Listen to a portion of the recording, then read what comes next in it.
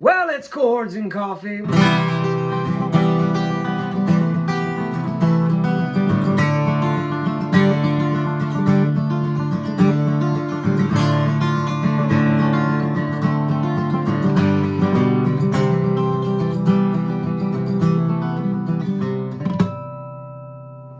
Take you a quick drink. We're going to talk about another timeless song. The song is Gentle on My Mind, Glen Campbell. Glen Campbell was originally a part of a recording entourage, group of musicians, later became known as the Wrecking Crew, but at the time, just a bunch of folks getting together, making a little money, recording some music by some incredible songwriters. And Glen Campbell, I don't know if you know this, you probably do if you're watching this, because you all are not only the most encouraging group of guitar players out there on the face of the internet, but you love good music. You know that Glen Campbell, besides having a magnificent coiffure of hair and being a great actor, and yeah, he had a rough stint with Tanya Tucker. I mean, we've all got a few things that, we wish we would have done different. But man, the man could play. The man could play, and I think a great singer and just all around entertainer. And so he was a session guy, and along comes this song by a guy named John Hartford, which somehow or another his name was actually John Hartford, and then he gets connected with Chet Atkins, and you can Wikipedia this, Google it, you'll find for yourself. But Chet Atkins comes along and says, "You're going to want to change your name to Hartford. You're going to want that T." So he puts the T in his name, and next thing you know, he's John Hartford. And it does sound good. Chet was right, again, right? And so this song, Gentle on My Mind, got to be one of the most gorgeous pieces of, is it a country song? Is it a folk song? It's just a good song. It's timeless. And got to be one of the most gorgeous pieces of poetry, lyric-wise, to ever grace the page. So I'm looking at it out of this book here. This is the ultimate fake book with 1,200 songs. And it's got it Gentle on My Mind here, and it's got it in the key of C, but the actual Glen Campbell recording is in E flat. And I'm going to show that to you. Now I'm going to show you the C too, because there's actually another really cool song came out much later by another artist I really like, by the name of Lucas Nelson, and it's called Just Outside of Austin, and it's almost the same thing. It's, the cedar trees, the morning air, the way the dew sits on her hair so peacefully along the Texas sky. It's a little bit different, but it's got the same kind of idea, especially on the chorus.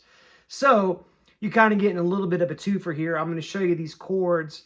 If you're interested in Just Outside of Austin, comment below. If you've never heard that song, Lucas Nelson, Lukas Nelson, and his band is called The Promise of the Real. Yes, that is Willie Nelson's son.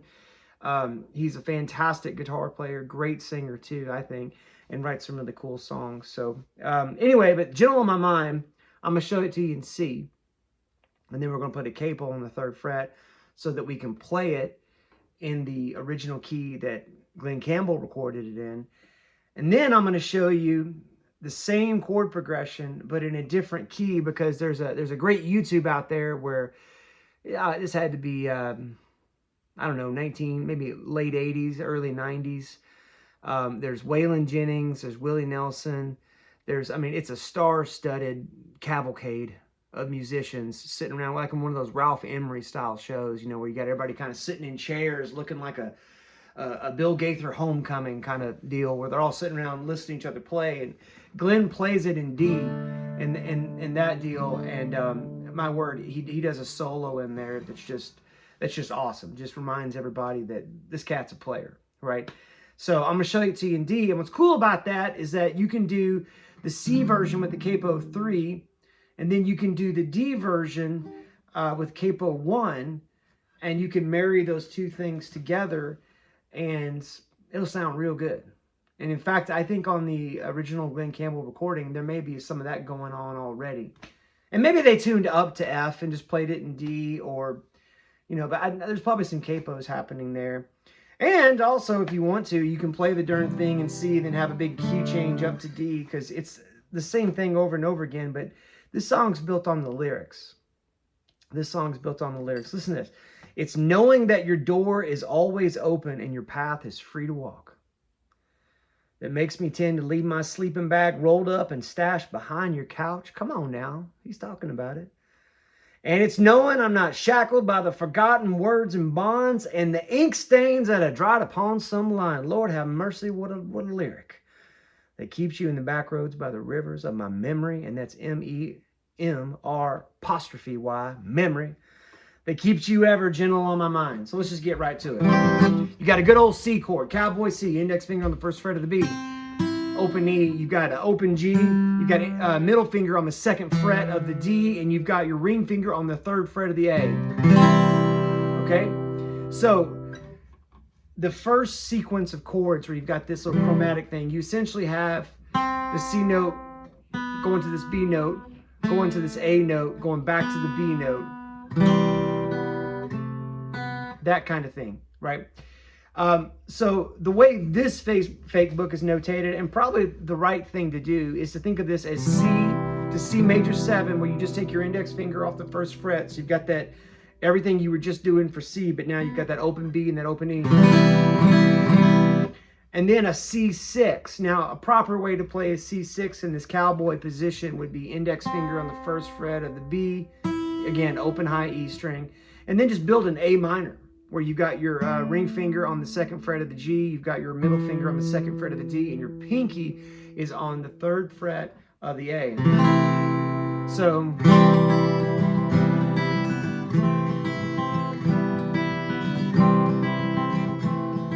whoops.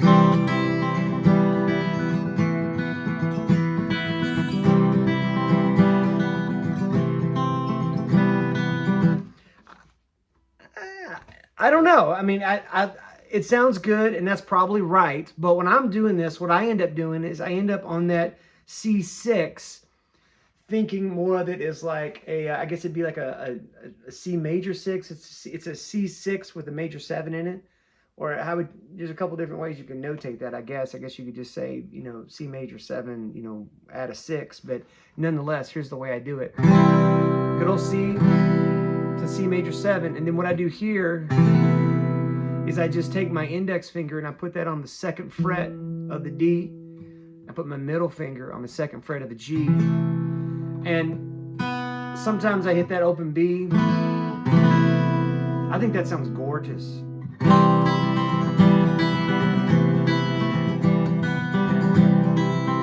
Now let's get to what the right hand is doing. So, by the way, if you don't like that chord and you want to do it this way, no problem. And there's other ways to play a C6. But for right now, we're sticking to this zone because we're going to move it up here in a second anyway with the capo. It sounds really good then. So, right hand. What's the right hand doing at this point?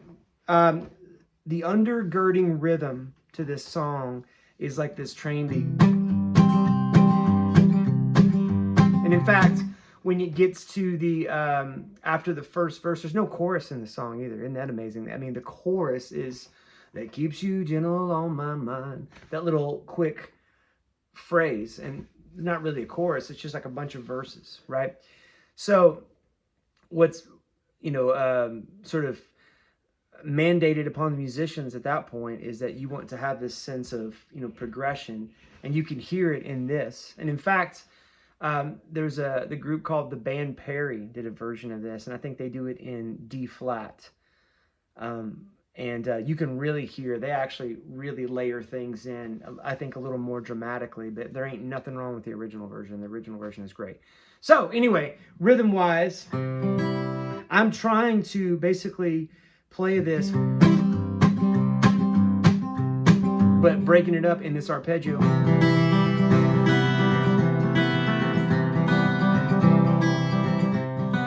And so what I'm doing is I'm going down, down, up. And the first two downstrokes, down on the A, down on the G, skipping the D string. And then up on the high E. Like that. Really accenting that high E. And then I'm coming back down on the G, and then up on the B.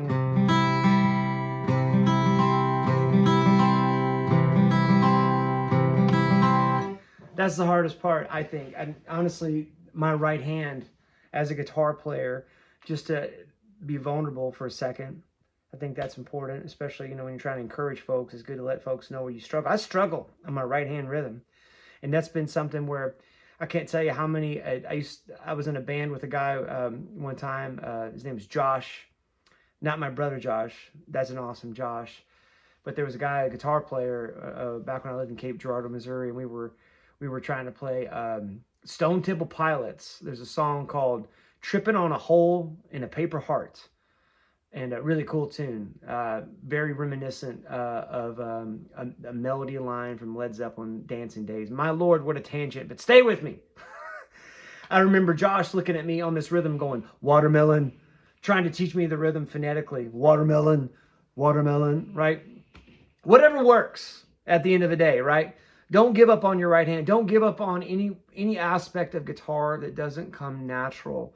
Just decide that this little brief hardship, it's just part of it. And it's just part of, you're going to overcome it. And you're not doing this. We're not trying to win a Grammy tomorrow.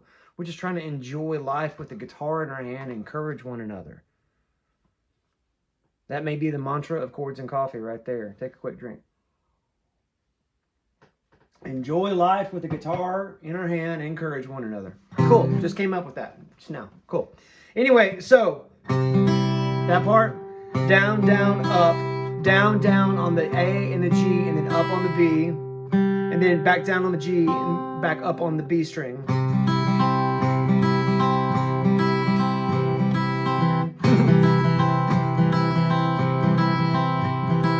And then sometimes, as I'm doing that, I'll get a little shenanigans in my right hand and I'll kind of catch myself.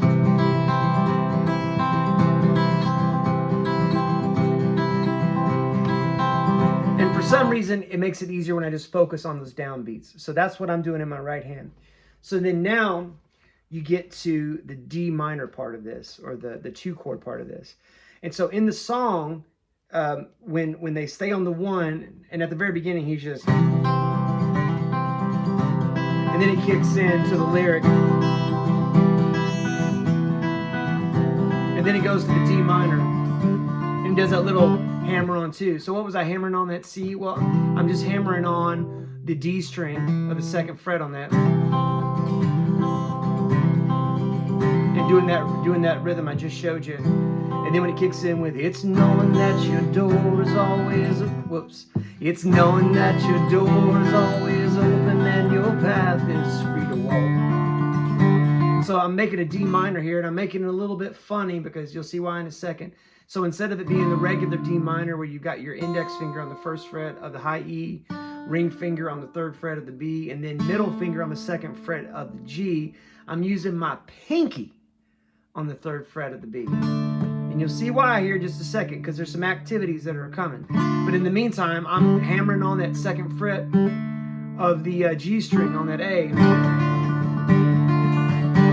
And then when it gets to the lyric, that makes me tend to leave my sleeping bag rolled up and stashed behind your couch. What's happening right there is that you got a D minor, and then now this pinky's going to come off, and this ring finger is going to hit that 2nd fret of the B, making that D minor major 7. That's that old salsa chord, or Stairway to Heaven, right? That little business right there, where you have a minor chord with the major 7 in it. That's all there is to it. So I'm just taking my index finger off, ring finger goes on the 2nd fret, sort of James Bondy, right? And then comes down here to a D minor 7, just good old D minor 7, which is just index finger laid across the high E, the B, and then the middle finger is on the 2nd fret of the G. And then we go to a G7. And sometimes I don't even hit the 7 of that because it happens so fast. I just hit a good old 1-finger G, where I've got my ring finger on the low E on that 3rd fret. And because of the slant of it, just the natural ergonomics of this, holding this, you end up dampening the A string. And then my middle finger will come down on that B to kind of add a little bit of movement. back to the C. So that makes me tend to leave my sleeping bag rolled up and stashed behind your old couch. Right? So what's interesting about this song is that, so you have this C chord melody that has this one note.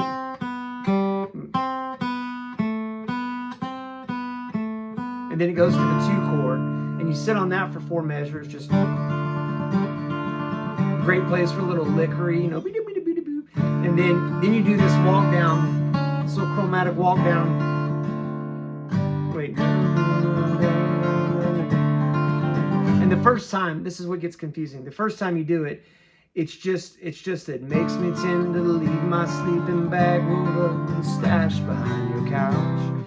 Now the second time you get there, so this is the second C, and it's knowing I'm not shackled by forgotten words and bonds, and the ink stains that are dried upon some line. Now watch this. It keeps you by the back roads, by the rivers of my memory. It keeps you ever gentle on my mind. So you get that same walk down on that D minor, right? And then to that D minor. So D minor, major 7, D minor 7 to D minor 7, G to C. Or you can just do D minor, G to C, right? Little confusing, but I think you get it, and especially if you're singing along. So speaking of singing along, if we're going to sing along with Glen, then we need a capo on the 3rd fret. So I'm putting my old shub capo on the 3rd fret. And whenever you put a capo on your guitar, especially, Lord have mercy, especially in a live performance, I encourage you to check your tuning with your capo. Because sometimes when you slap a capo on there, you'll find that your guitar is all wonky now with the tuning. And I know you can, you know, get it on there just right. And, you know, I got pretty lucky just then, but it didn't always happen that way. So always check your tuning with your capo on and tune with the capo on. And don't just expect it to be in tune. There's my PSA on capoing. So now when you're doing this, the C, you can hear immediately, oh yeah, that's it. It's knowing that your door is always open and your path is free to walk. That makes me tend to leave my sleeping bag rolled up and stashed behind your old couch. Right? And you hear how that sounds really nice with the capo. So, practice that with the capo on the 3rd fret. If you have this fake book like this one, I can tell you, you probably don't have all the verses, so you're going to want to print out the verses. But man, this is a great song. There's a band called, I think it's the Hart Brothers, or the Brothers Hart. Forgive me for not knowing that, but I just remember seeing that once. Gordon Mote was playing piano, and these guys just did a beautiful job playing this. It's a live, you'll find it out there on YouTube. Brothers Hart, Joe on my mind. So, back to that YouTube, speaking of YouTube with Glen, playing that in the key of D. So, that old Ralph Emery, everybody sitting around, listening to folks tell stories and play music. Kind of like what we're doing here. He starts in D, okay? And he actually does this D here at the very beginning of it, just briefly. And all this is index finger on the 2nd fret of the G, middle finger's on the 3rd fret of the B, and the pinky is on this A note on the 5th fret. That might look stretchy, but if you get your thumb placement right, where as though you're doing this underneath, you'll find it pretty quick. Especially, you don't want to get too far on the top edge of the neck, just somewhere right there in the middle of the neck, just as though you were doing this sort of human capo. You'll find a comfortable spot for it. And that D right there, to me, that's like the Irish D. You know what I mean? That's like the D that's ready for a good old-fashioned reel or something like that, right? Because those fifths are ringing out so strong. But that's where he starts. And so this one would be, it's knowing that your door is always open and your path is free to walk. So you got D, And so he goes back to regular D when he starts singing. Good old regular D. So index finger second fret, or index finger second fret of the G, ring finger third fret of the B, and then middle finger second fret of the high E, and then just drop this bad boy right down here to index finger on the G, B, and high E. So D major 7, and then D6 is kind of like the D, just minus the ring finger, where you have the index finger on the second fret of the G, open B, and then middle finger on the second fret of the high E. So same strum pattern we did before. And then E minor. You know E minor. That's all the strings being played. You got your middle finger on the second fret of the A, second fret of the D. And when you do that little hammer-on thing, you're going to hammer on the second fret of the D. And that little walk down, that tends to make me leave my sleeping bag rolled up in the stash behind your couch. That's going to be this E minor. The E minor major 7 is going to be your middle finger stays where it's at on the A string of the second fret, but your index finger is going to come to the first fret of the D. Kind of a weird chord this low with everything going on, but when you hear it in context, especially if you got a guitar buddy that can capo 3 like we did a second ago and play this as though it's in C, so you have this little thing moving with this. Oh, it sounds so good. It sounds so good. So, or capo 2 if you want to do it in D, right? Which leads us to the next chord here. So after the E minor, after that E minor major 7 with the index on the first fret of the D, and middle finger on the second fret of the A, then just take your index finger off, so the only thing you're holding down is this second fret of the A string for this big old huge E minor 7. And then back to the E minor, and then A7, good old 2-finger A7, middle finger on the second fret of the D, open G, and then second fret of the B, and then back to D. So it's knowing that your door is always open and your path is free to walk. It makes me tend to leave my sleeping bag rolled up and stashed behind your couch. So I told you wrong. Right after the E minor 7, go straight to A and then D. Thank you. And it's knowing I'm not shackled by forgotten words and bonds, and the ink stains are dried upon some line that keeps you in the back roads by the rivers of my memory, that keeps you ever gentle on my mind. And again, on that part, you still got that E minor walk down, right, to the E minor 7, and then just back to E minor, do E minor again, and then A7, and then D.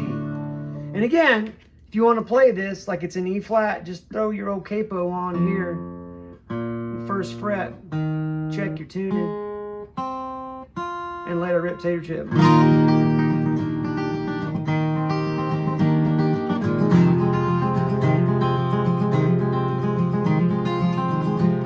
You get it? So, quick recap. John Hartford was Hartford, added a T. Thank you, Chad Atkins. Glen Campbell made it a hit. And they did it in E flat, as though it were in C, but with the capo on the 3rd fret. And then if you got a guitar playing buddy that's nearby, grab them and have them capo the 1st fret and do it like it's in D, and let her rip tater chip, because that's some sonic goodness that's just waiting for the poetry and prose of a guy who knows the Mississippi River and the river folk that abide by it. What a deal! They don't write songs like that anymore. I mean, Lucas Nelson, Just Outside Austin, that's a really good song. But certainly this had to be groundbreaking. And good Lord, I mean, he had this, and he had Wichita Lineman and Galveston. And by the time I get to Phoenix, he came out of the gate guns blazing, Glen Campbell. So it's a great song. I feel like it's timeless. What are other timeless songs that you like? I would love to pick up a guitar and encourage you and talk about some timeless music. If you've got some ideas, put that in the comment section. Don't be shy. we'll go through them, we'll talk about them, and there's no idea is a stupid idea. I'll either do it or I won't. So there's that. I sure do appreciate y'all. You're awesome. You are the most encouraging guitar community on the internet. And boy, howdy, do we ever need some of that. So thank you for doing what you do. Thank you for getting up every Saturday morning, drinking a cup of coffee with me. I look forward to it and I enjoy it, and I hope you do too. We'll see y'all next week for another Chords and Coffee.